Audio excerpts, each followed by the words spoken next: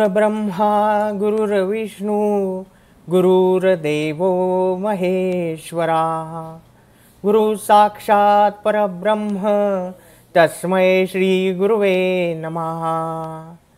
सर्वांना नमस्कार। आपण सर्वजण जाणताच की नुकतीच केंद्रीय मंत्रिमंडळाने राष्ट्रीय शैक्षणिक धोरणाला मंजुरी दिलेली आहे।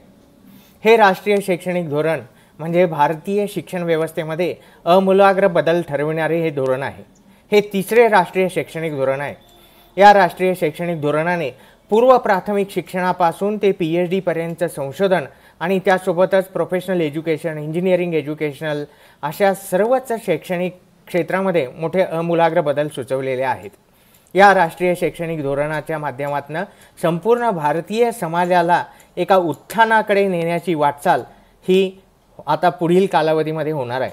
हे राष्ट्रीय शैक्षणिक धोरण नेमकं काय आहे याची सर्वसामान्य लोकांमध्ये जागरूकता निर्माण व्हावी या दृष्टीने म्हणून देवगिरी प्रांताचा जो शिक्षा समूह आहे या शिक्षा समूहाच्या माध्यमातून एक वेबिनार आयोजित करावा असं आपल्या बैठकीमध्ये ठरलं आणि मग त्या वेबिनारमध्ये असणारे मान्यवर वक्ते कोण यावर आपली चर्चा झाली।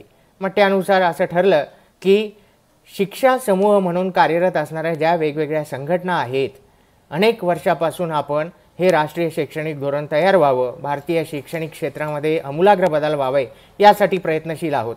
तर या क्षेत्रात कार्यरत असणाऱ्या ज्या विविध संघटना आहेत की ज्याच्यामध्ये आवर्जून उल्लेख करावा वाटतो त्या शैक्षणिक संघटना म्हणजे भारतीय शिक्षण मंडळ आहे, अखिल भारतीय विद्यार्थी परिषद आहे, विद्यापीठ विकास मंच आहे, विद्याभारती आहे, अखिल भारतीय शैक्षिक महासंघ आहे, शिक्षा संस्कृती उत्थान न्यास आहे, शिक्षक परिषद आहे। अशा या सगळ्या संघटनांचा समूह म्हणून आपण जे काम करत आहोत त्या सगळ्या शैक्षणिक संघटनांमध्ये असलेले जे मान्यवर वक्ते आहेत त्या मान्यवर वक्त्यांना आपण या वेबिनारमध्ये मुद्दामहून निमंत्रित केलेलं आहे। ते त्यांचं या राष्ट्रीय शैक्षणिक धोरणाच्या संदर्भामध्ये असलेलं जे अवलोकन आहे, आकलन आहे ते आपल्या सर्वांसमोर मांडणार आहेत।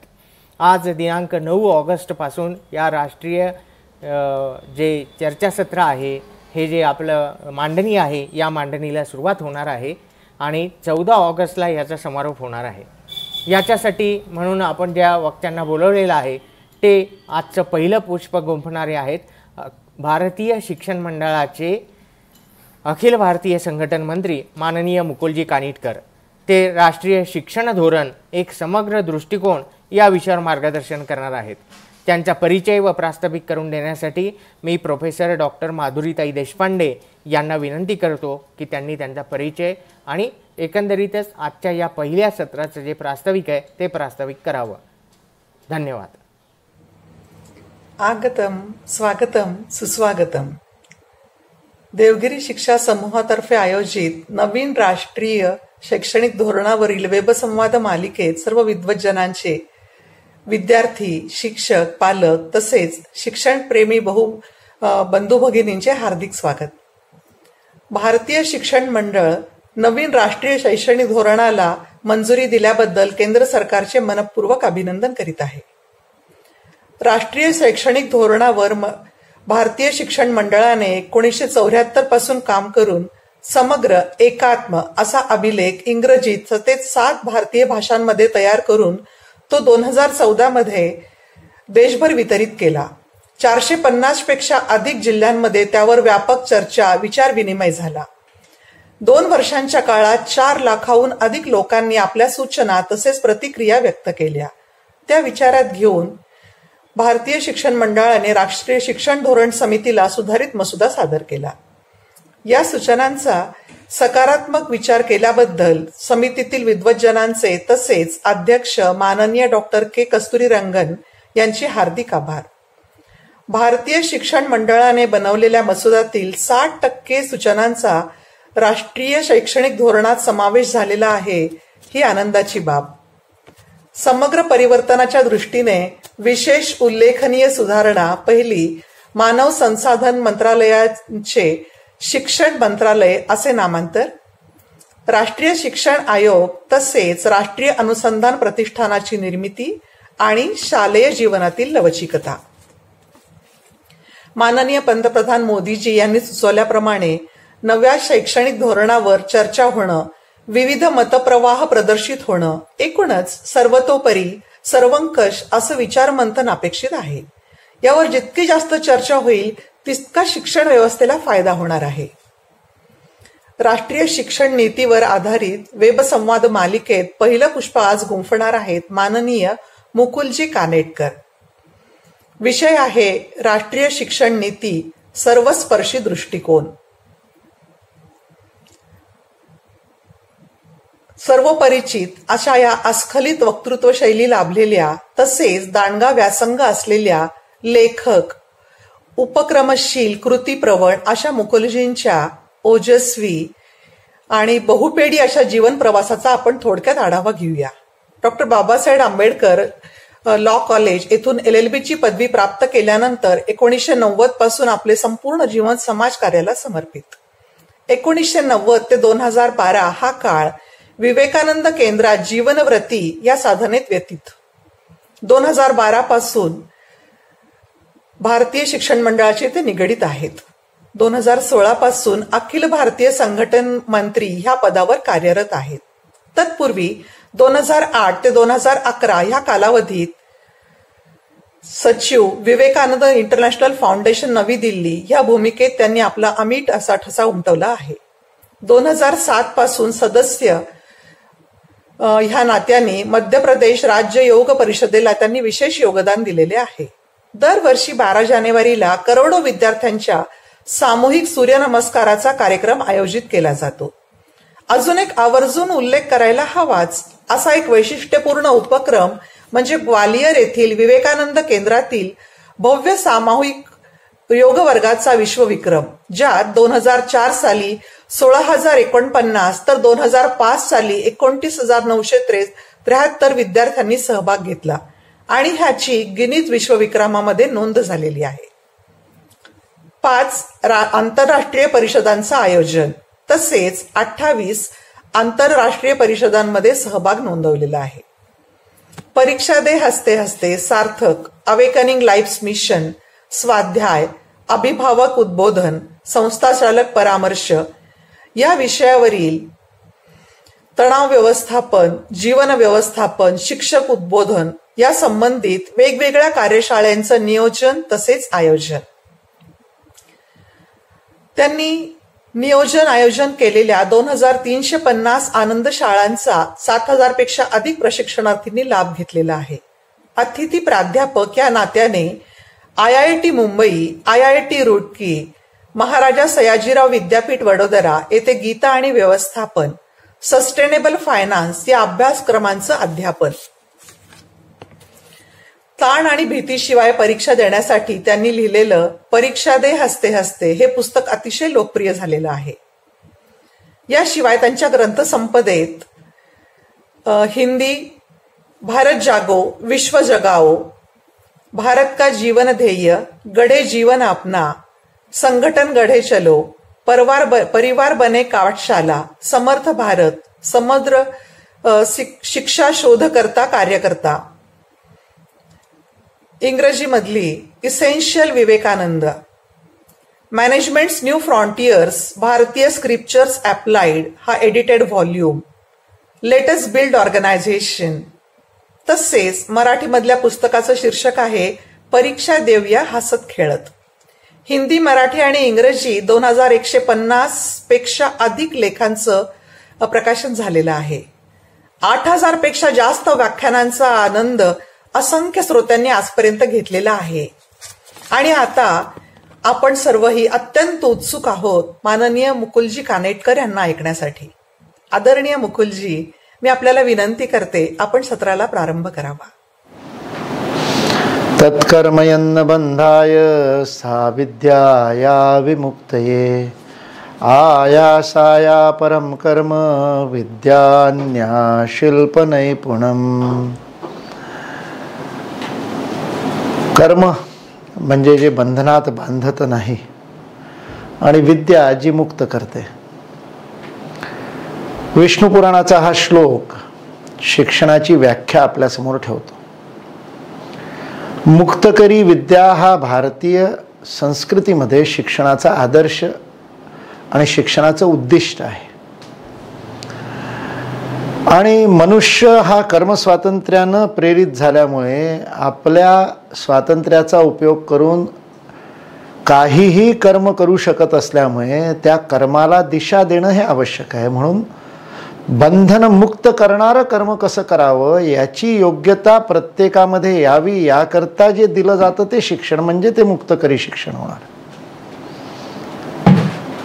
बाकी सारे कर्म हे व्यर्थ केलेला परिश्रम, मेहनत आहे.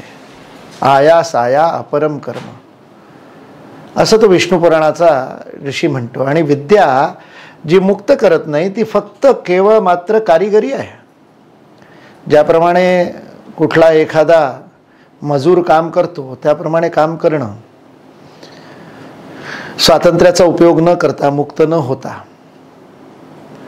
म्हणून अशी मुक्तकरी विद्या ही भारतामध्ये सदैव गुरुकुल पद्धतीमध्ये म्हणा किंवा अनादी काळापासून प्रत्येक मनुष्याला, कुठल्याही जातीचा वर्णाचा असो, त्या मनुष्याला तो जिथं आहे तिथून मुक्तीच्या मार्गावर घेऊन जाणारी, सर्वोच्च गती प्रदान करणारी अशी विद्या भारतामध्ये व्यवस्था म्हणून, पद्धती म्हणून राबवली गेली. कुठेतरी स्फुट असं झालं, एखाद दोन ठिकाणी अपवादात्मक विश्वविद्यालय होती असं नाही. प्रत्येक गावागावामध्ये अशी मुक्तकरी विद्येची व्यवस्था अनादी काळापासून भारतामध्ये स्थापण्यात आली. त्यामुळे स्वातंत्र्यानंतर साहजिकच ही अपेक्षा होती, राष्ट्रभक्तांना आणि देशचिंतकांना ही अपेक्षा होती की भारत आता स्वतंत्र झाला आहे, स्वतःचं तंत्र तिथे यायला पाहिजे. तर ते स्वतःचं तंत्र येण्याकरता शिक्षणाचंही स्वतःचं तंत्र येणं आवश्यक आहे. आणि म्हणूनच देश स्वतंत्र झाल्या सर्वपल्ली राधाकृष्णनजींच्या नेतृत्वाखाली राधाकृष्णन समितीची स्थापना करण्यात आली. उच्च शिक्षणावरती विचार करण्याकरता राधाकृष्णन समितीने आपला रिपोर्ट दिला. त्याच सुमारास एक समिती शालेय शिक्षणाकरता सुद्धा मुरलीधर समिती नावाने ती समिती पण नेमण्यात आली. अशा अनेक समित्या, राममूर्ती कमिशन, राममूर्ती आयोग म्हणूनही एक समिती नेमण्यात आली. आमचे चांदकिरण सलोजा संस्कृत भारतीचे अध्यक्ष होते. ते नेहमी म्हणतात की या देशाचं दुर्भाग्य आहे की प्राथमिक शिक्षण आणि शालेय शिक्षणाची समिती नंतर बनली आणि त्याच्या आधी उच्च शिक्षणाची समिती बनली. म्हणून 1835 मध्ये झालेल्या कायद्यानं, भारतीय शिक्षण कायद्यानं झालेलं शिक्षणाचं शीर्षासन, उलट गंगा ही स्वातंत्र्यानंतर सुद्धा तशीच वाहत राहिली. 1966 मध्ये राष्ट्र निर्माणासाठी शिक्षण, एज्युकेशन फॉर नेशन बिल्डिंग या नावानं एक शिक्षणाचा आयोग नेमण्यात आला. आणि त्या आयोगानं संपूर्ण शिक्षणाचा, अगदी प्राथमिकपासून उच्चतर शिक्षणापर्यंत पूर्ण शिक्षणाचा असा सांगोपांग विचार केला.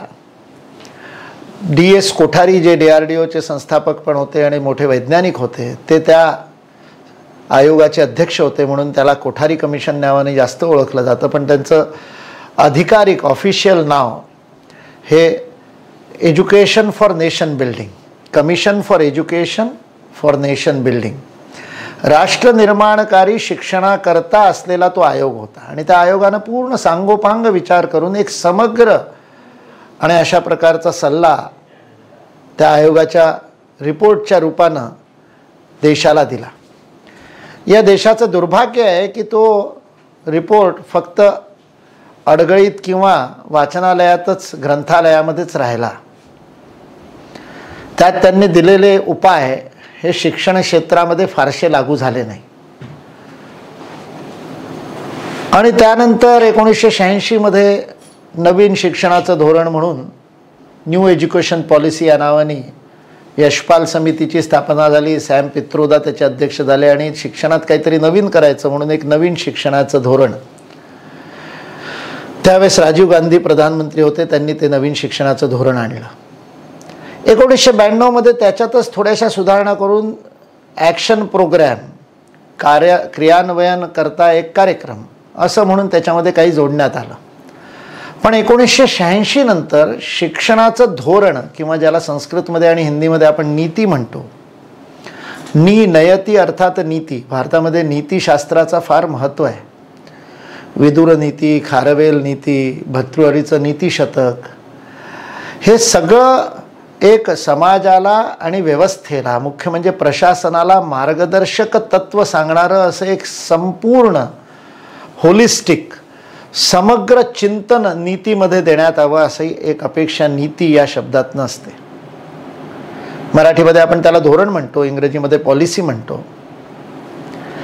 1986 नंतर असं एक समग्र शिक्षणावरती विचार करण्यात आला नाही. काही वेगवेगळे उपाय करण्यात आले. 11वी पर्यंत असलेलं शिक्षण नंतर 12वी झालं, 10+2 झालं. उच्च शिक्षणामध्ये काही बदल करण्यात आले. वेगवेगळ्या प्रकारचे नियंत्रक नवीन तयार करण्यात आले वगैरे वगैरे, असे सुधारणा होत गेल्या. परंतु एक सांगोपांग विचार करून एक नीती, एक धोरण म्हणून शिक्षणाचं समोर आलं नाही. त्याच्यामुळे 34 वर्षानंतर 29 जुलै 2020ला जे राष्ट्रीय शिक्षण धोरण, राष्ट्रीय शिक्षा नीती किंवा नॅशनल एज्युकेशन पॉलिसी ही भारताच्या केंद्र सरकारच्या मंत्रिमंडळानं पारित करून लागू केली. ती एक फार मोठी ऐतिहासिक आणि क्रांतिकारी घटना म्हणून ओळखली जाते. फेब्रुवारी महिन्यापासून सुरू झालेला कोरोनाचा प्रकोप आणि त्यामुळे मार्च महिन्यापासून सुरू झालेलं पूर्णपणे घरवास, पूर्णपणे बंदी, संचारबंदीसारखी स्थिती आणि त्याच्यामुळे कोलमडलेली अर्थव्यवस्था, बेरोजगार झालेले लोक, या सगळ्यामुळे सामाजिक माध्यमांमध्ये, व्हॉट्सअप, फेसबुकवरती लोक म्हणायला लागले होते की 2020 हे विसरण्यासारखं वर्ष झालं आहे.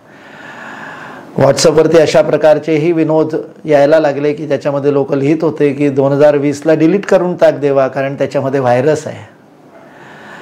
आणि असा सगळा विचार चालू असताना 2 अविस्मरणीय घटना गेल्या आठवड्यात होतात आणि ज्यामुळे 2020 नेहमीकरता चिरस्मृतीत राहील अशा प्रकारची 2020ची स्थिती झाली. त्यापैकी एक घटना रामजन्मभूमीमध्ये भव्य मंदिराच्या स्थापनेचा, जीर्णोद्धाराच्या कार्यारंभाचा, शिलापूजनाचा कार्यक्रम 5 ऑगस्टला जो झाला. आणि त्याआधी, आठवड्याभर आधी,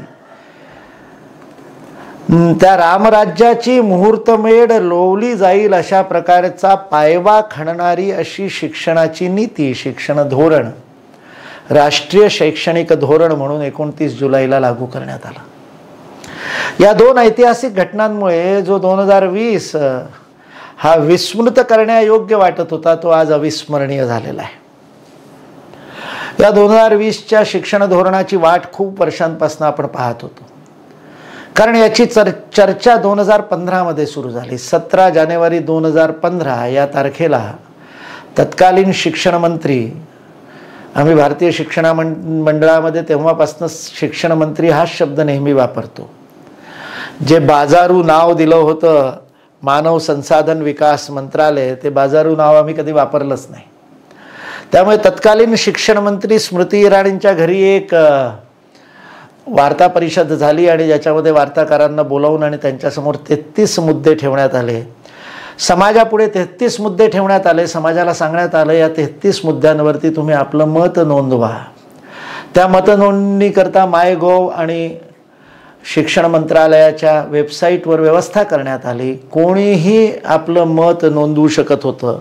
या 33 मुद्द्यावर पुढच्या भविष्य काळामध्ये भारताचं शिक्षण कसं असायला हवं याचं धोरण ठरवण्यात येईल आणि म्हणून समाजानं लोकशाहीच्या पद्धतीनं त्याच्यामध्ये आपलं मत द्यावं, सगळ्यांनी सांगावं, अशा प्रकारची व्यवस्था करण्यात आली. फक्त उपचारापुरतं काहीतरी औपचारिकता करायची म्हणून असं ते करण्यात आलेलं असेल असा विचार त्यावेळेस सगळ्यांना, जसं आत्तापर्यंत होत आलं, सगळी धोरणं ही वेबसाईटवर टाकली जातात, मतं नोंदवावी म्हणून सांगण्यात आलं. लोकांनी मतं नोंदवली की तो सोपस्कार पूर्ण झाला म्हणून घोषणा करण्यात येते. जे सरकारला करायचं असतं ते सरकार करतं, मतांचा विचार करत नाही. अशा प्रकारचा इतक्या वर्षाचा, 70 वर्षाचा अनुभव असल्यामुळे याही बाबतीत असं होईल असं लोकांना वाटलं. पण एक अद्भुत प्रतिसाद समाजानं दिला. शिक्षण हा सगळ्यांच्या चिंतनाचा आणि चिंतेचा विचार असल्यामुळे, सगळ्यांचीच काळजी त्यावर असल्यामुळे प्रत्येक माणूस 135 कोटींच्या जनसंख्येतील प्रत्येक माणूस कुठे ना कुठेतरी शिक्षणाशी जोडलेला असल्यामुळे असेल कदाचित, पण कोट्यावधी लोकांनी आपली मतं त्या 33 मुद्द्यांवर देणं सुरू केलं. सरकारने फार गंभीरतेनं या चर्चेला, या विमर्शाला, त्यांनी त्याला कन्सल्टेशन प्रोसेस असं इंग्रजीत म्हणलं होतं, या सल्ला मसलतीला सरकारने फार महत्त्व दिलं आणि अगदी गावागावापर्यंत, ग्रामपंचायतीपर्यंत या विषयांवर चर्चा घेण्यात आली. 95 लाखाहून अधिक ग्रामपंचायतीमध्ये चर्चा झाल्या, 95,000हून अधिक, आणि नंतर ती संख्या वाढून 1.25 लाखापर्यंत गेली. पण सुरुवातीला TSR सुब्रमण्यम समिती नेमल्यापर्यंत 95,000 गावांमध्ये चर्चासत्र घेण्यात आली. सगळ्या विद्यापीठांनी, त्यावेळेस 900च्या वर विद्यापीठं होती, आता 1000 झाली आहेत. सगळ्या विद्यापीठांनी वेगवेगळी चर्चासत्र घेतली, शाळांनी घेतली, महाविद्यालयांनी घेतली. 44,000 महाविद्यालय, जवळपास प्रत्येकानं कुठलं ना कुठलं तरी चर्चासत्र घेतलं. अगदी सरासरी 50-60 लोकांनी एकेका चर्चासत्रामध्ये भाग घेतला असेल तरी कमीत कमी 25 कोटी लोकांनी या सगळ्या विषयावर चर्चा केली आणि हे धोरण बनवण्यामध्ये आपली मतं दिली. सगळ्या जगाच्या इतिहासामध्ये, आधुनिक इतिहासामध्ये, लोकशाहीच्या इतिहासामध्ये कुठलंही धोरण ठरवण्याकरता, कुठलीही पॉलिसी ठरवण्याकरता, लोकोपचाराची, प्रशासनाची नीती ठरवण्याकरता इतक्या मोठ्या प्रमाणात विचारविमर्श झाल्याचं आढळून येत नाही. त्याच्यामुळे न भूतो न भविष्यती असा जागतिक विक्रम करणारा असा परामर्श, असा विचारविमर्श, अशी चर्चा या राष्ट्रीय शिक्षण धोरणाच्या निर्मितीच्या कामामध्ये झालेली आहे. हे एक ऐतिहासिक महत्त्वाची अशी ही गोष्ट आहे. भारतीय शिक्षण मंडळ आणि आपल्या शिक्षा समूहाच्या इतर सगळ्या संस्थांनीही वेगवेगळ्या प्रकारची चर्चासत्र घेतली. भारतीय शिक्षण मंडळ तर 1974 पासून शिक्षणाच्या धोरणावर काम करत आहे आणि राष्ट्रीय शिक्षण धोरण याच नावाने 1974 मध्ये पहिल्यांदा एक 16 पानाचा मसुदा भारतीय शिक्षण मंडळानं तयार केला होता. 1984 मध्ये त्यालाच आणखीन विस्तारित करण्यात आलं. 2014 जानेवारीमध्ये नवीन नरेंद्र मोदींचं सरकार येण्याच्या 6 महिने आधीच भारतीय शिक्षण मंडळानं भारतीय एज्युकेशन आउटलाईन, भारतीय शैक्षण रूपरेखा, या रूपरेषा या नावाने 9 भारतीय भाषांमध्ये एक 48 पानाचा मसुदा तयार करून समाजामध्ये पसरवला. 4 लाखाहून अधिक लोकांपर्यंत तो मसुदा नेला आणि त्याच्यावरती 1.25 लाखाहून अधिक लेखी प्रस्ताव, प्रतिसाद सर्वेक्षणाच्या रूपाने भारतीय शिक्षण मंडळाला प्राप्त झाले होते. असंच बाकी सगळ्या शिक्षा संस्कृती उत्थान्यास, विद्याभारती, विद्यार्थी परिषद या सगळ्या आपल्या विचाराशी जुळलेल्या शिक्षा समूहाच्या संस्थांनी आणि अन्यही सगळ्या विचाराच्या संस्थांनी अनेक प्रकारचा विचार विमर्श या शैक्षणिक धोरणावर केला. एकूणच पूर्ण जगत, भारताचं लोकजगत, लोकमानस ढवळून काढणारा असा विचार विमर्श झाल्यानंतर हे शैक्षणिक धोरण आपल्यासमोर आलेलं आहे. ॲसोचेम, फिकी, चेंबर ऑफ कॉमर्स अशा प्रकारच्या व्यापारिक संस्थांनी याच्यावर चर्चा केली. कारण या व्यापारिक संस्थांना मिळणारा जो मनुष्यबळ आहे ते मनुष्यबळ शिक्षणातूनच येतं, त्याच्यामुळे त्यांच्याही चिंतेचा विषय होता. त्यांनी खूप मोठ्या प्रमाणात चर्चा केली. वेगवेगळ्या राज्य सरकारांच्या विधिमंडळांमध्ये याच्यावर चर्चा झाली, मोठ्या प्रमाणात चर्चा झाली. संसदेच्या 2 सत्रांमध्ये, एकदा राज्यसभा आणि लोकसभामध्ये वेगळं वेगळं आणि एकदा संयुक्त सत्रामध्ये, असं पार्लमेंटमध्ये पण, संसद सत्रामध्ये पण याच्यावर फार मोठ्या प्रमाणात चर्चा झाली. त्याच्याशिवाय छोट्या छोट्या समित्या बनवून आणि त्यामध्ये वेगवेगळ्या राज्य सरकारच्या प्रतिनिधींशी, वेगवेगळ्या अधिकाऱ्यांच्या प्रतिनिधींशी अशाही प्रकारची चर्चा घेण्यात आली. पहिले एक TSR सुब्रमण्यम या रिटायर्ड कॅबिनेट सेक्रेटरीच्या नेतृत्वाखाली एक 5 सदस्यांची समिती नेमण्यात आली आणि त्या सदस्यांच्या समितीने या लक्षावधी सूचनांचा विचार करून एक 243 पानांचा ड्राफ्ट, शिक्षण नीतीचा पायवा म्हणता येईल किंवा त्याचा आधारभूत विचार म्हणून एक बेस पेपर असा प्रस्तुत केला. त्याची भाषा नीतीसारखी नव्हती, त्याची भाषा रेकमेंडेशन करणारी होती, सूचना देणारी होती, सल्ला देणारी होती. त्या TSR सुब्रमण्यम समितीमध्ये एक जगमोहन सिंग राजपूत हे NCERTचे पूर्व निर्देशक सोडले तर बाकी सगळे चारीच्या चारी रिटायर्ड प्रशासनिक अधिकारी होते, IAS ऑफिसर होते. त्या 5 लोकांनी सगळ्या लोकांशी विचारविमर्श करून वेगवेगळ्या संस्थांनी त्यांच्यासमोर वेगवेगळ्या प्रकारचे आपले विचार मांडले, लेखी रूपाने दिले. त्या सगळ्याचा विचार करून आणि एक 243 पानाचा मसोदा दिला. भारत सरकारनं त्या मसोद्यालाही आपल्या वेबसाईटवर टाकलं, छापलं, लोकांपर्यंत पोचवलं आणि त्याच्यावरती परत प्रतिसाद मागवले. आणि पहिले लक्षावधी प्रतिसाद लक्षात घेऊन बनवलेल्या त्या 33 मुद्द्यांवरच्या मसोद्यावरती परत 2 लक्षहून अधिक सूचना आल्या. आणि म्हणून त्या सगळ्या सूचनांचा विचार करण्याकरता म्हणून एक नवीन ड्राफ्ट समिती, अशी समिती ख्यातनाम वैज्ञानिक आणि इस्रोचे अध्यक्ष राहिलेले आणि भारताच्या अंतरिक्ष जगतातील यशस्वीतेकरता कारणीभूत असलेले असे ऋषितुल्य के कस्तुरीरंगन यांच्या नेतृत्वाखाली दुसरी समिती नेमण्यात आली. पहिल्या TSR सुब्रमण्यम समितीला नवीन शिक्षण धोरण समिती असं नाव दिलं होतं. New education policy committee for drafting new education policy असं त्याचं नाव होतं. भारतीय शिक्षण मंडळ आणि सगळ्या आपल्या संस्थांचं मत होतं की नवीन शिक्षण धोरण दर 10-15 वर्षात येतं. त्याचं नाविन्य 10-15 वर्षात जुनं होऊन जातं आणि मग 34 वर्ष जुनी 1886 मधली शिक्षण नीती, शिक्षणाचं धोरण, त्यालाही अजूनही नवीन शिक्षण धोरणच म्हणण्यात येतं. 34 वर्ष जुनं झालं तरी ते नवीन कसं काय असा विचार मनामध्ये येतो. म्हणून आता आपण जे करतोय त्याला नवीन म्हणण्यापेक्षा त्याच्यामध्ये राष्ट्रीयतेचा विचार असणं आवश्यक आहे. म्हणून राष्ट्रीय शिक्षण धोरण असं त्याला नाव देण्यात यावं. नॅशनल एज्युकेशन पॉलिसी असा त्याला विचार म्हणा. तोवर शिक्षण मंत्री बदलले होते.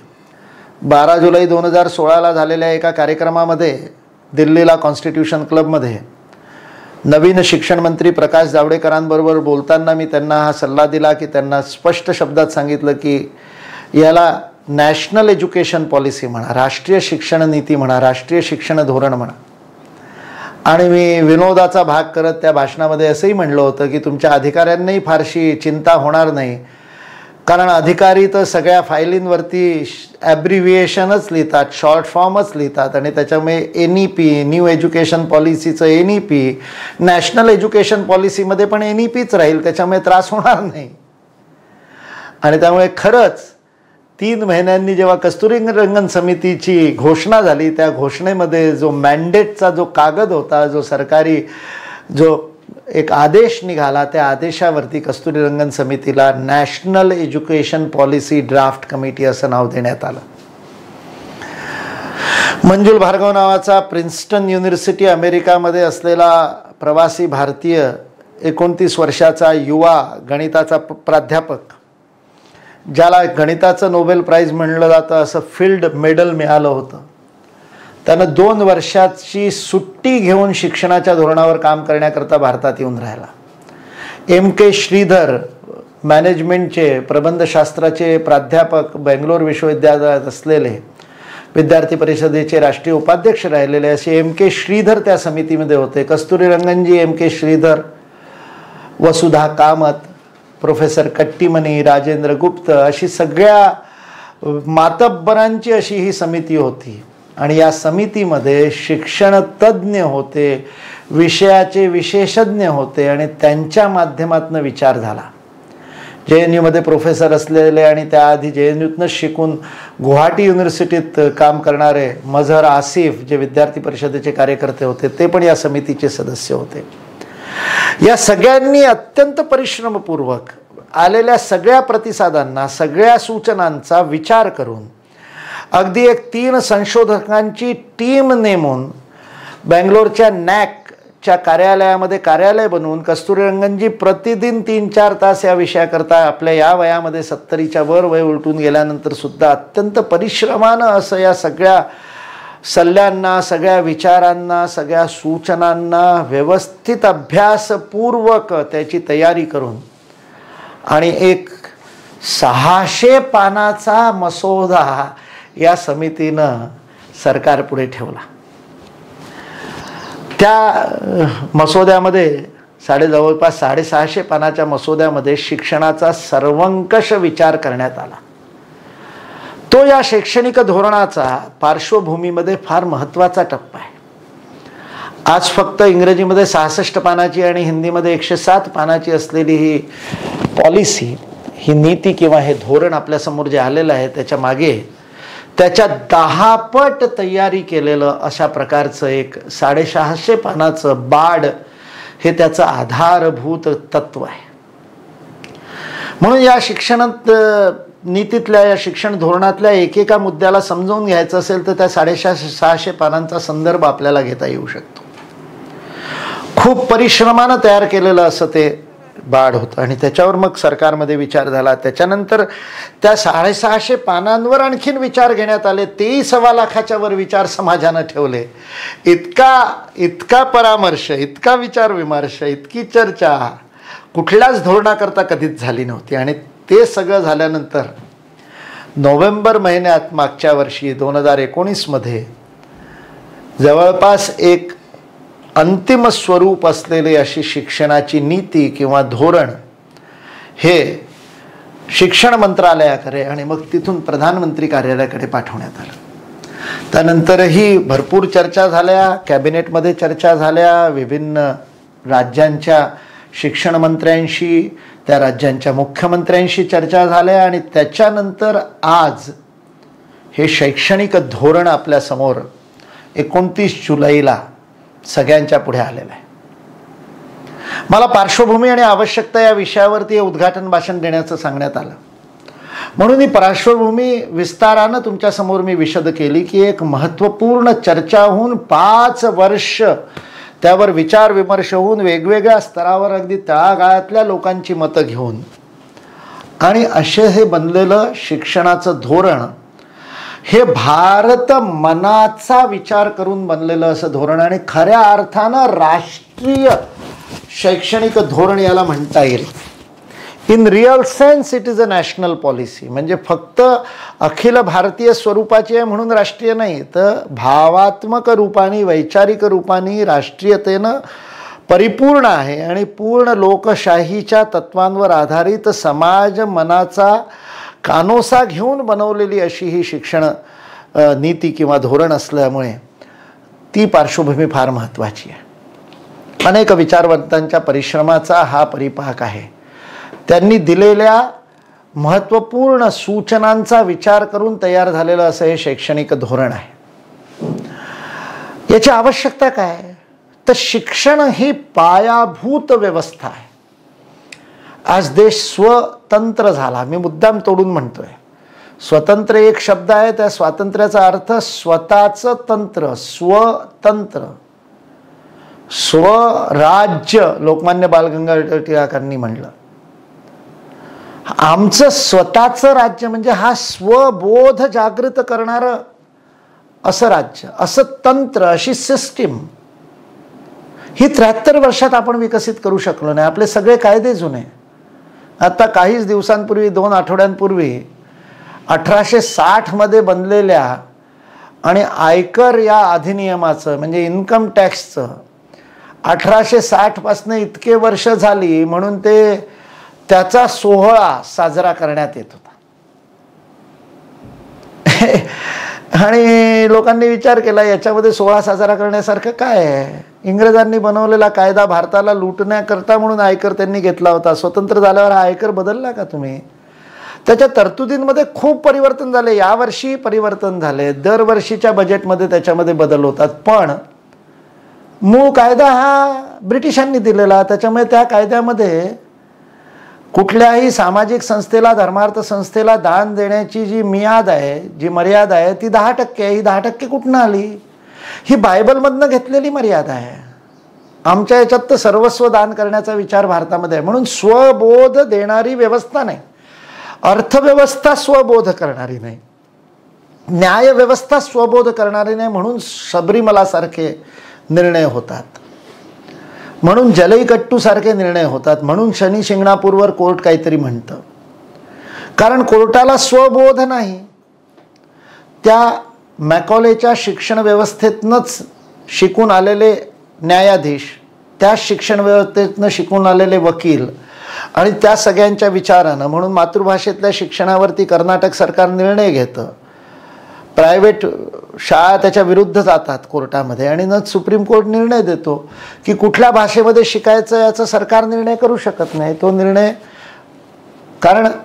तो निर्णय पालक करतील. कारण काय, तर फ्रीडम ऑफ स्पीच या आर्टिकल 19च्या आधारावर सुप्रीम कोर्ट निर्णय देतं. मातृभाषेत शिक्षणाचा आणि फ्रीडम ऑफ स्पीचचा काय संबंध?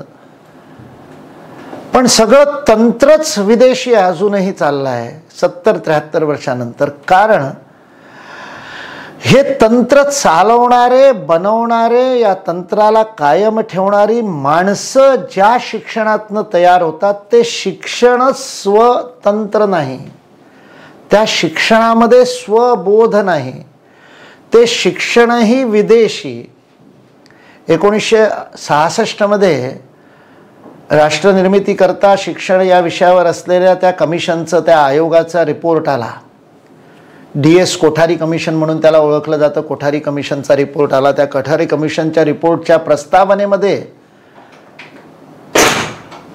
ते वैज्ञानिक DS कोठारी म्हणतात की भारतातल्या शिक्षणाचा गुरुत्व मध्य युरोपमध्ये आहे.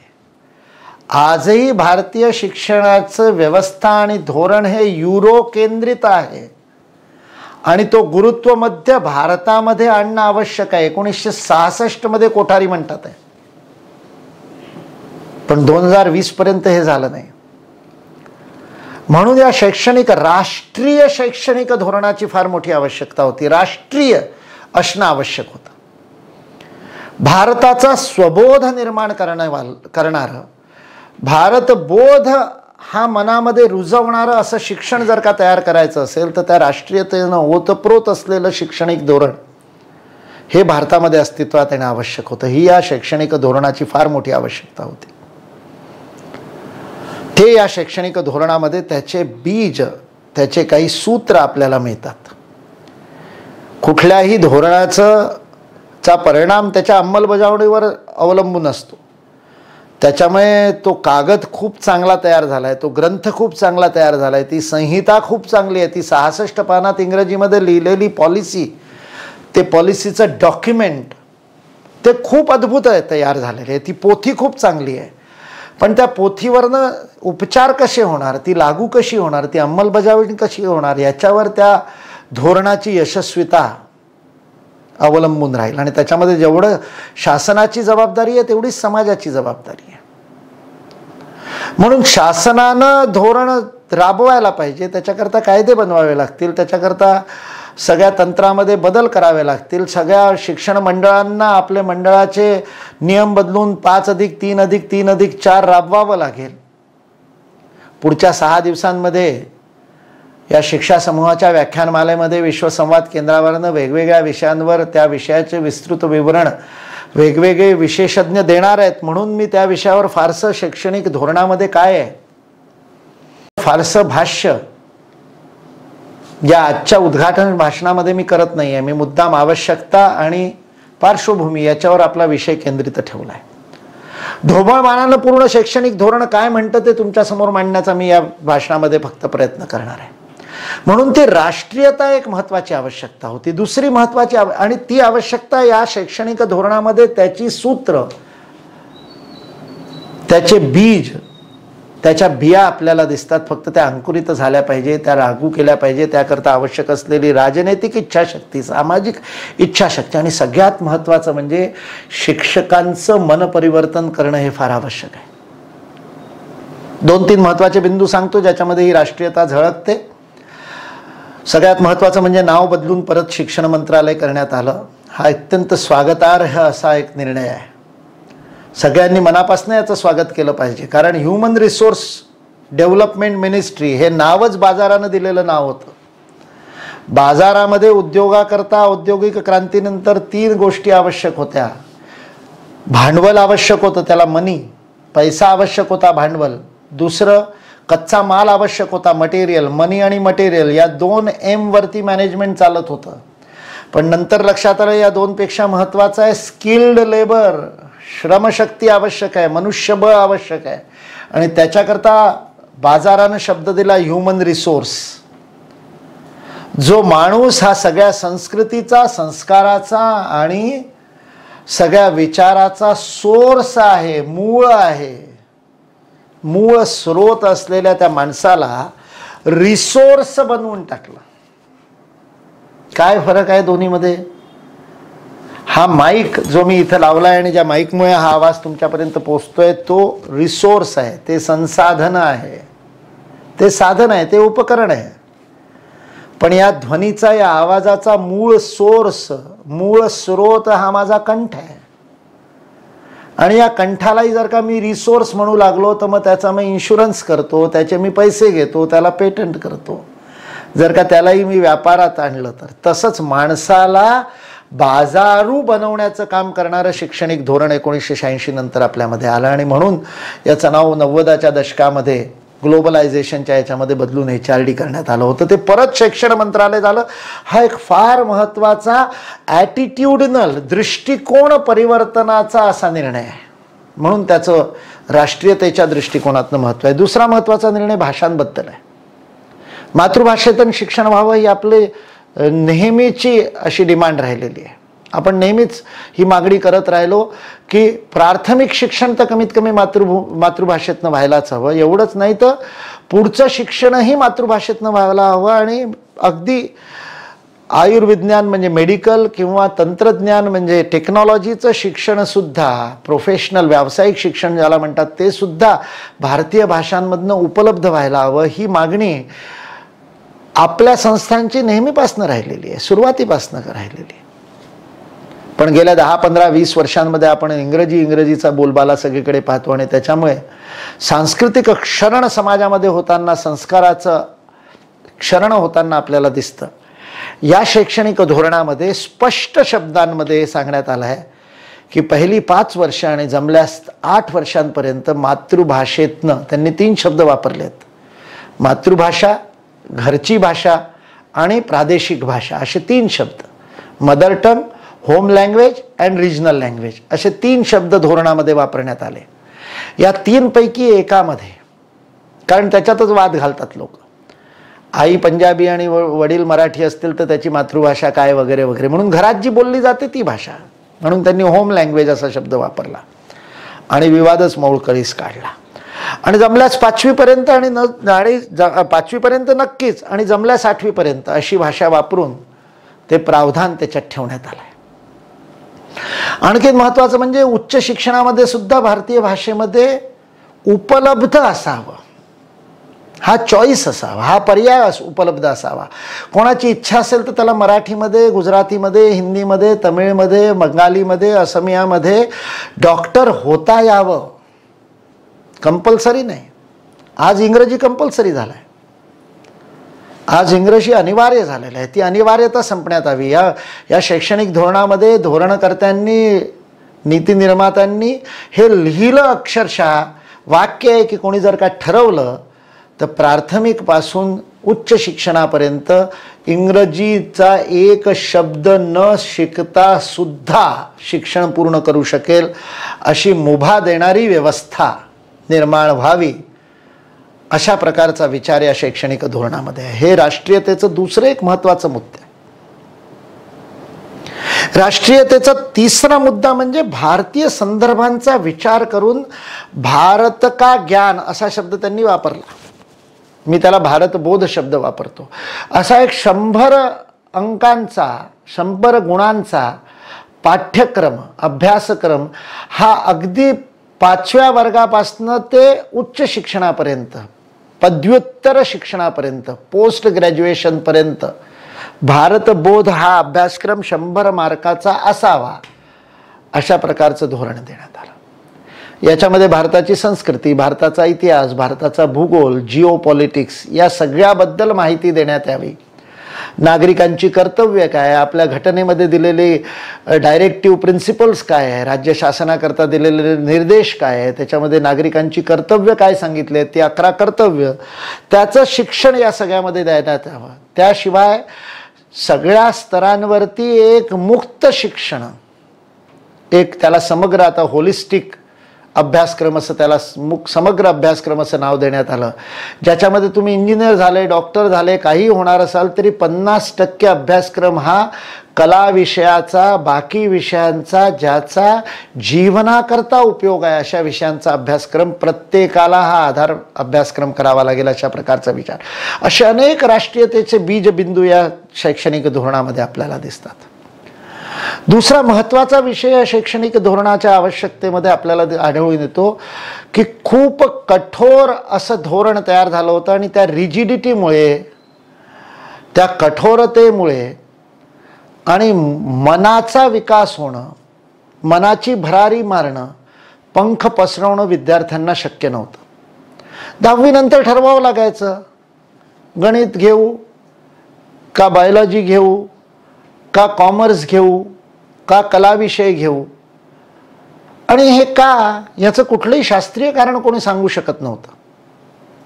या स्ट्रीम्स वेगवेगळ्या विद्याशाखांमध्ये का अभ्यास करायचा 11वीमध्ये, आणि म्हणून आपल्याला अशी उदाहरणं दिसतात की IIT केलं, IIT मध्ये टेक्नॉलॉजीमध्ये इंजिनिअरिंग BTech झाला, त्याच्यानंतर MBA केलं, मॅनेजमेंटचं शिक्षण घेतलं आणि आज इंग्रजीचा लेखक म्हणून प्रसिद्ध आहे. असे चेतन भगतची उदाहरणं आपल्याला दिसतात.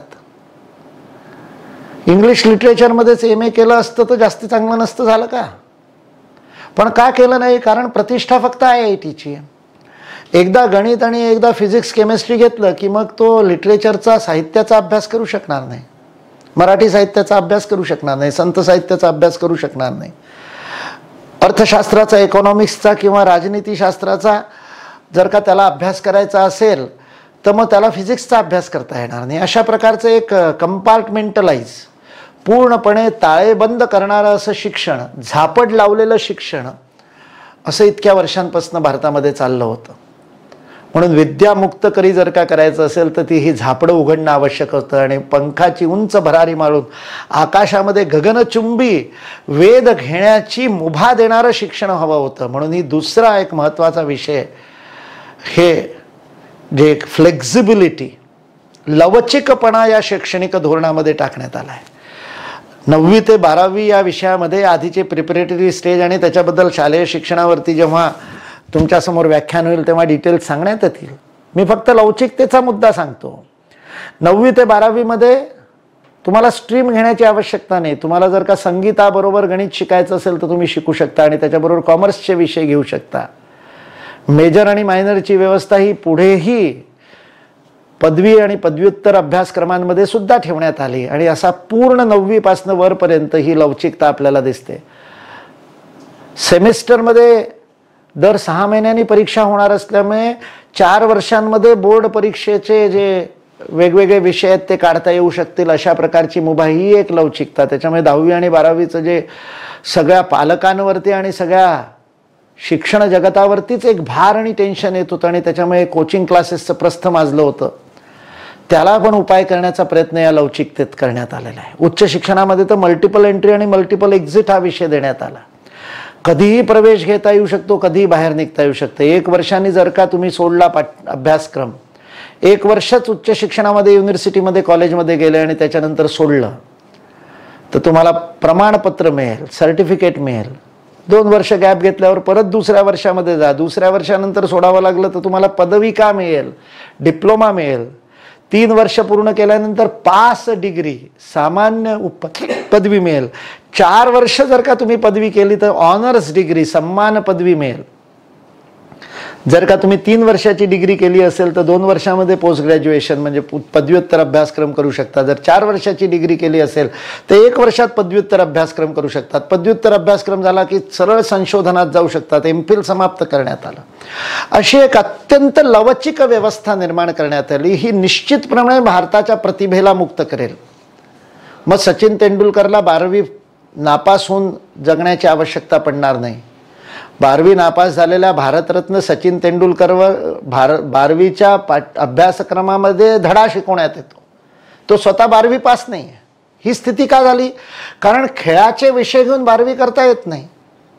लता मंगेशकर वरती PhD करणारे लोक आहेत, पण लता मंगेशकरला संगीताच्या विषयाबरोबर गणित शिकता येत नव्हतं आतापर्यंत. आता या शैक्षणिक धोरणानंतर शिकता येईल.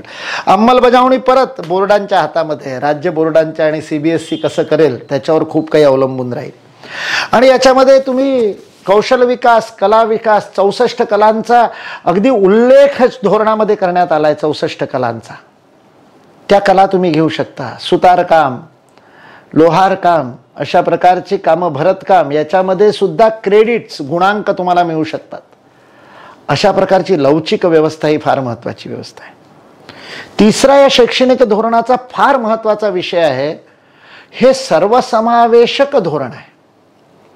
धर्मपालांच्या पुस्तकांमध्ये आपल्याला आढळून येतं की इंग्रजांच्या सर्वेक्षणामध्ये कळलं की 1823 मध्ये भारतातल्या प्रत्येक माणसाला, प्रत्येक मुलामुलीला शिक्षण देण्याची व्यवस्था होती आणि 100% साक्षरता त्यावेळेस थॉमस मुनरोनं दक्षिणेच्या राज्यांमध्ये पाहिली होती. 93% विल्यम लिटलरला पंजाब आणि उत्तरी प्रांतांमध्ये दिसली होती. 98% मुंबई प्रॉव्हिन्समध्ये विल्यम ॲडमला दिसली होती. अशा प्रकारचं सर्वेक्षण 1823 मध्ये झालेलं आपल्याला दिसतं. स्वातंत्र्यानंतर आपण प्रत्येकापर्यंत सर्व शिक्षा अभियान वगैरे घेऊन शिक्षण देण्याचा प्रयत्न केला, पण शिक्षण पोचू शकलं नाही. या धोरणामध्ये एक पूर्ण 14वा अध्याय, एक पूर्ण मुद्दा, 14वा मुद्दा हा सर्वसमावेशकतेचा मुद्दा आहे. आणि त्याच्याकरता सरकार काय काम करेल याचे 12 कामं सांगितले आहेत. शैक्षणिक संस्थांकडनं काय अपेक्षा आहेत त्याची 11 कामं सांगितली आहेत. आणि त्याच्यामध्ये ज्या ज्या लोकांपर्यंत शिक्षण पोचलं नाही, मग ते आजच्या भाषेमध्ये अनुसूचित जातीचे लोक असोत का जमातीचे लोक असोत, SC असोत का ST असोत, वंचित वर्गाचे लोक असोत का दिव्यांग, कुठल्या तरी अपंगतेमुळे शिक्षणामध्ये ते पुढे जाऊ शकत नसतील असे लोक असोत, का काही ठिकाणी मुलींच्या शिक्षणामध्ये कमी आपल्याला दिसते ते जेंडर बायसमुळे, लिंग अनुपातामुळे असलेला, त्याच्याकरता विशेष योजना, जेंडर फंड तयार केला, जेंडर इक्वॅलिटी फंड. आणि त्याच्याकरता विशेष असा निधी तयार करून विशेष पैसा, म्हणजे बरोबरीनं सगळ्यांना शिक्षण मिळेल, प्रत्येक मुलामुलींना शिक्षण मिळेल. गिरिजनवासी, वनवासी, दूरस्थ राहणारे लोक, जे रिमोट स्थान आहेत तिथपर्यंत शिक्षण कसं पोचवायचं याच्याकरता विशेष योजना या शैक्षणिक धोरणामध्ये केली. त्याच्यामुळे स्वातंत्र्यानंतर पहिल्यांदा असा सर्वंकष विचार करणारं सर्वसमावेशक धोरण, प्रत्येकाकरता शिक्षण, त्याच्या भाषेमध्ये शिक्षण, अगदी वनवासी असेल तर त्याच्या बोली भाषेमध्ये त्याला शिक्षण मिळण्याची व्यवस्था हवी असे शब्द आहे याच्यामध्ये. या शैक्षणिक धोरणामध्ये ती व्यवस्था करण्यात आली. त्याच्याकरता शासनानं विशेष व्यवस्था करावी अशा प्रकारचं सांगण्यात आलं. त्याच्यामुळे अत्यंत महत्त्वाचं असं आहे, सर्व जाती, सर्व वर्ण, सर्व मनुष्य, सर्व लिंग, अशा सर्व समावेशक, कुठे राहतो, गावात राहतो का शहरात राहतो, जंगलात राहतो का पहाडात राहतो, यानं फरक पडणार नाही, प्रत्येकापर्यंत शिक्षण. म्हणून शालेय शिक्षणाकरता अगदी 8वी पर्यंत शिक्षणाकरता 100% GER, ग्रॉस इनरोलमेंट रेशिओ, जो भारतात जन्माला आला त्या प्रत्येकाला 8वी पर्यंत शिक्षण मिळेल अशी सुनिश्चिती करण्याचं समोर लक्ष ठेवलं आहे या शिक्षण नीतीला. आणि 50% लोकांना उच्च शिक्षण मिळेल, कमीत कमी पदवीपर्यंत, ग्रॅज्युएशनपर्यंत 50% GER ग्रॅज्युएशनचा होईल अशा प्रकारचं लक्ष 2030 पर्यंत येत्या 10 वर्षात पूर्ण करण्याचं आव्हान हे शिक्षणाचं धोरण करत आहे. असं हे सर्वसमावेशक शिक्षण परत एकदा त्या प्रकारचे आपल्याला व्यवस्था मिळू शकते, जशी 1823 पर्यंत भारतीय व्यवस्था होती ब्रिटिशांच्या येण्याआधीपर्यंत, ती परत राष्ट्रीय शिक्षण व्यवस्था सर्वसमावेशकतेत येऊ शकते. चौथा विषय, समाजपोषित शिक्षण असावं असं आपल्या सगळ्यांचं मत होतं. त्याचा फार मोठा विचार या धोरणामध्ये केला आहे. म्हणून विश्वस्तरावर भारत पुन्हा विश्वगुरु व्हावा याच्याकरता विचार केलेला आहे. तो 5वा मुद्दा नंतर घेऊ. चौथा मुद्दा वित्त विपुलतेचा.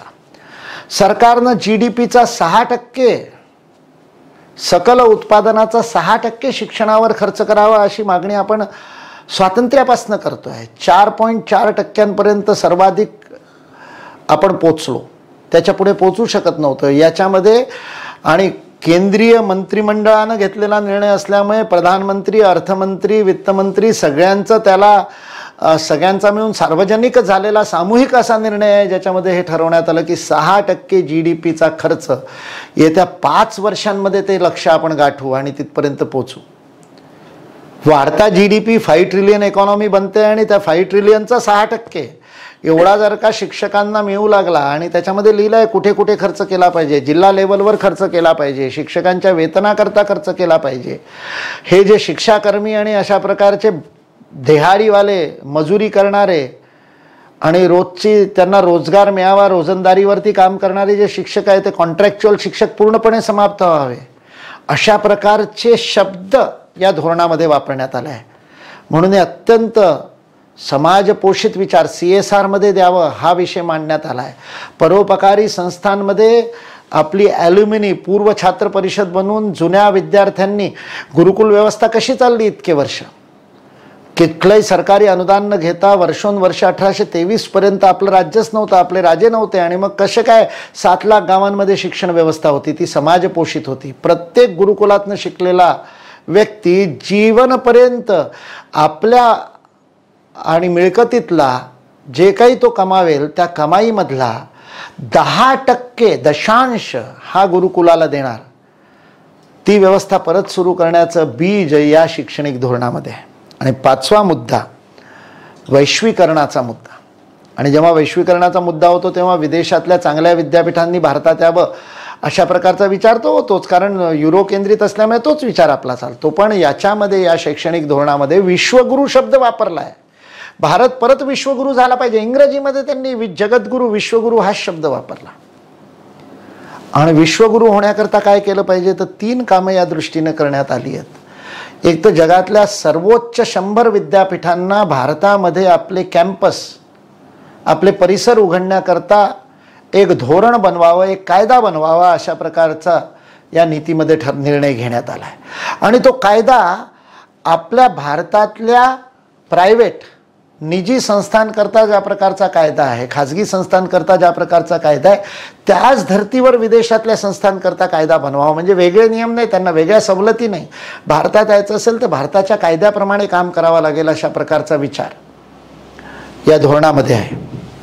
पण त्यापेक्षा महत्त्वाचा विषय असा आहे की नालंदा तक्षशिलामध्ये सगळ्या जगातनं विद्यार्थी येत होते आणि त्यांची वेटिंग लिस्ट होती, प्रतीक्षा सूची होती, असं आपण वाचतो. परत ते व्हावं, घडावं याकरता भारतीय विद्यापीठांमध्ये विदेशी विद्यार्थ्यांना जास्त मोठ्या प्रमाणात प्रवेश मिळावा याकरता व्यवस्था करण्यात यावी, अशा प्रकारचं स्पष्ट धोरण वैश्वीकरणामध्ये आहे. 3रा मुद्दा ज्याच्यावरती विचार या शैक्षणिक धोरणामध्ये आहे, परंतु तो स्पष्ट नाही, जो स्पष्ट अंमलबजावणीच्या वेळेस केला जावा अशी मागणी आपण सर्वांनी करणं आणि दबाव बनवणं आवश्यक आहे, ते आहे भारतीय विद्यापीठांना विदेशामध्ये परिसर उघडण्याची अनुमती देणं. जगातलं सगळ्यात मोठं मुक्त विद्यापीठ इग्नू आहे.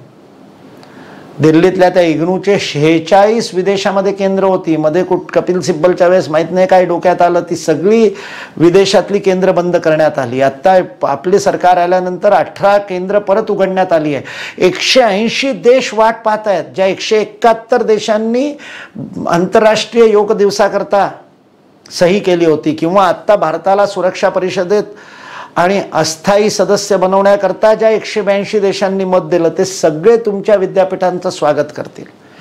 म्हणून नागपूर विद्यापीठानं, बाबासाहेब आंबेडकर मराठवाडा विद्यापीठानं, राष्ट्रसंत तुकडोजी महाराज विद्यापीठानं किंवा सावित्रीबाई फुले पुणे विद्यापीठानं जगामध्ये का आपले परिसर उघडू नाहीत त्याच्याकरता ही व्यवस्था करण्यात यावी, त्याच्याकरता कायद्यामध्ये तरतूद करण्यात यावी. हे वैश्वीकरण पूर्ण होईल. म्हणून थिंक ग्लोबली ॲक्ट लोकली हा जो विचार आहे, जागतिक विचार करून स्थानीय स्तरावर कारवाई करणं, हा जो विचार आहे तो या शैक्षणिक धोरणामध्ये आपल्याला दिसून येतो. अशा प्रकारचं एक समग्र आणि एकात्म शैक्षणिक धोरण आपल्या पुढे मांडण्यात आलं आहे. रिसर्च करता फार महत्त्वाचा असा एक विषय, शोध कसा वाढेल, संशोधन कसं वाढेल, याकरता नॅशनल रिसर्च फाउंडेशन, शेवटच्या दिवशी मिलिंद मराठे त्याच्यावरती विशेष बोलणार आहेत. पण रिसर्च आणि संशोधन हे अनुभूतीजन्य शिक्षणाचा पाया आहे. त्याच्यामुळे तो शिक्षण विधीचा, पॅडागॉजीचा, मेथडॉलॉजीचा पार्ट झाला पाहिजे. अशा प्रकारची भाषा शालेय शिक्षण भागामध्ये पण आहे. त्याच्यामुळे संशोधनाला महत्त्व देणारं असे काही मुद्दे आहेत ज्या मुद्द्यांवर विवाद होऊ शकतो.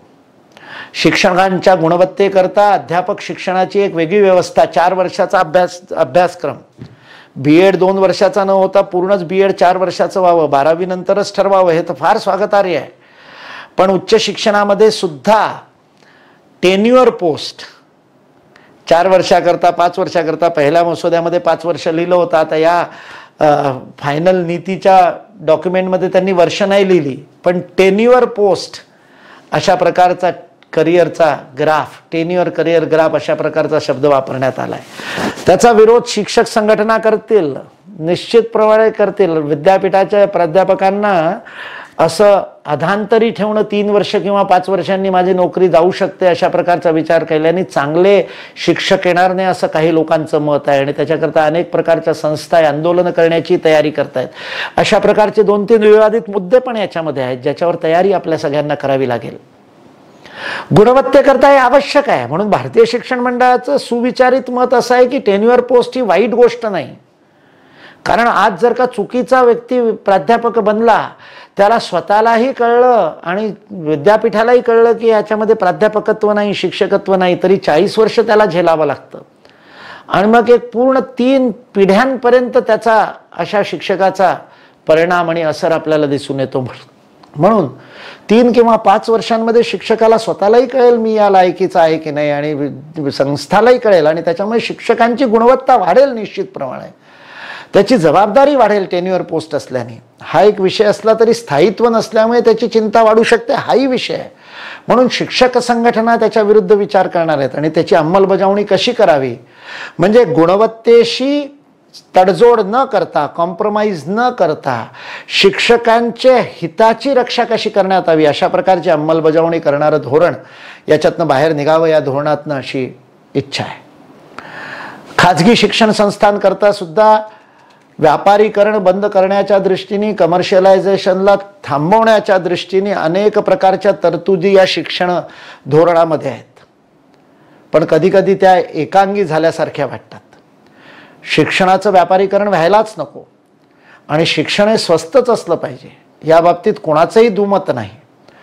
पण त्याकरता इतके कठोर नियम बांधून अगदी खाजगी संस्थांची गळचेपीच व्हावी आणि त्या संस्था व्हायबलच राहू नयेत अशाही प्रकारचं धोरण व्हायला नको, हे लक्षात घेणं आवश्यक आहे. सध्या 2-3 तरतुदी अशा आहेत ज्या तरतुदीमध्ये खाजगी शिक्षण संस्था चालकांना अडचणी येऊ शकतात. त्याची अंमलबजावणी कशा प्रकारे होते त्यावर.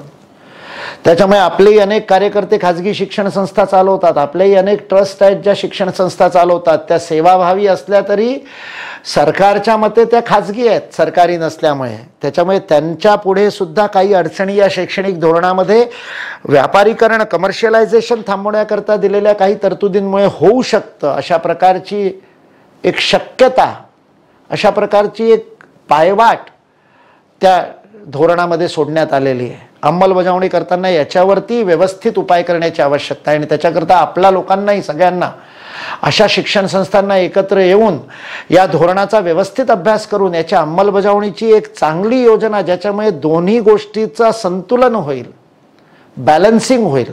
संस्था चालकांचंही नुकसान होणार नाही, गळचेपी होणार नाही, पण पालकांवरतीही बोजा पडणार नाही, आर्थिक भार पडणार नाही आणि शिक्षणाचं व्यापारीकरण होणार नाही. असा काहीतरी मध्यम मार्ग काढण्याची एक अंमलबजावणीची योजना बनवण्याची आवश्यकता आहे. अशा प्रकारे एक राष्ट्रीय शिक्षण धोरण, एक क्रांतिकारी धोरण आपल्या पुढे आलेलं आहे. या धोरणामध्ये भारताला विश्वगुरू बनवण्याचं बीज आहे. हे सामर्थ्य असलेलं असं हे धोरण आहे. सगळ्यात महत्त्वाचं म्हणजे 1835 मध्ये या देशावर जो सगळ्यात मोठा अत्याचार झाला होता आणि ज्याचं नाव आपण नेहमी घेतो, त्या मेकॉलेमुळे जे शिक्षणाचं पूर्ण विदेशीकरण झालं होतं, भारतीयकरण झालेलं होतं आणि जे स्वातंत्र्यानंतर कमी होण्याऐवजी वाढतच गेलं. आणि म्हणून कधी कधी असं वाटतं, परमपूजनीय सरसंघचालक, पूर्व सरसंघचालक माननीय सुदर्शनजीचा प्रिय शब्द होता मेकॉले पुत्र. ते आधुनिक लोकांना मेकॉले पुत्र म्हणायचे. पण 2012 पासून भारतीय शिक्षण मंडळाचं काम करताना शिक्षणाच्या या मेकॉले पुत्रांचा अभ्यास केल्यानंतर मला तर असं वाटतं की गेल्या 73 वर्षात आपण ते केलं जे मेकॉलेही करू शकला नव्हता. म्हणून मी कधी कधी म्हणतो, हे मेकॉलेचे पुत्र नाही, हे तर मेकॉलेचे बाप आहेत. यांनी मेकोल्याचे पुढे जाऊन विदेशीकरण भारतामध्ये केलेलं आहे. त्या विदेशीकरणाचं शीर्षासन बदलून, इंग्रजीमध्ये ज्याला पॅराडिम शिफ्ट म्हणतात, पूर्ण दृष्टी परिवर्तन करून आणि परत भारतीय व्यवस्था, जी भारताला विश्वगुरू बनवणारी नालंदा, तक्षशिला आणि विक्रमशिलेची व्यवस्था, याज्ञवल्क, वशिष्ठ आणि विश्वामित्रांची व्यवस्था, ती शिक्षण व्यवस्था परत एकदा सांदीपनीची आणि धौम्य ऋषींची व्यवस्था परत एकदा लागू होऊ शकते आणि भारत विश्वगुरू बनू शकतो. अशा प्रकारची शक्यता असलेली, संभावना असलेली, अशा प्रकारची पॉसिबिलिटी, पोटेन्शियल असलेली अशी ही शिक्षण नीती आहे, असं हे शैक्षणिक धोरण आहे, अशी ही पॉलिसी आपल्या समोर आली आहे. ती खऱ्या अर्थाने राष्ट्रीय शिक्षण नीती व्हावी, नॅशनल एज्युकेशन व्हावी, पॉलिसी व्हावी, राष्ट्रीय शैक्षणिक धोरण म्हणून हे लागू होण्यात यावं, याकरता आपल्या सगळ्यांना आणखीन परिश्रम करण्याची आवश्यकता आहे. ऋषितुल्य कस्तुरी रंगनजींनी ऋषितुल्य कार्य केलं आहे आणि ऋषिगाथा आपल्या समोर ठेवली आहे. प्रत्येक शिक्षकाला ते ऋषितत्व जोपासावं लागेल आणि आपल्या स्वतःमध्ये ते अंकुरित करावं लागेल. आपल्यापैकी प्रत्येकाला ऋषी व्हावं लागेल, तेव्हा भारत विश्वगुरू होईल. आणि ते करण्याची आणि अपूर्व संधी, सुवर्ण संधी आपल्याला या राष्ट्रीय शैक्षणिक धोरणानं दिलेली आहे. म्हणून 29 जुलै 2020 हा इतिहासामध्ये नमूद झालेला असा दिवस आहे. पण त्याला आपण कशा प्रकारे राबवतो ते आपल्यावर अवलंबून आहे. आपल्या सगळ्यांच्या शुभेच्छांसह आणि विश्वासानं आपण सगळे मिळून भारताला परत एकदा विश्वगुरूच्या पदावर आसीन करू, हा विश्वास व्यक्त करून आपल्या या प्राककथनाला मी विराम देतो. जय हिंद, जय महाराष्ट्र.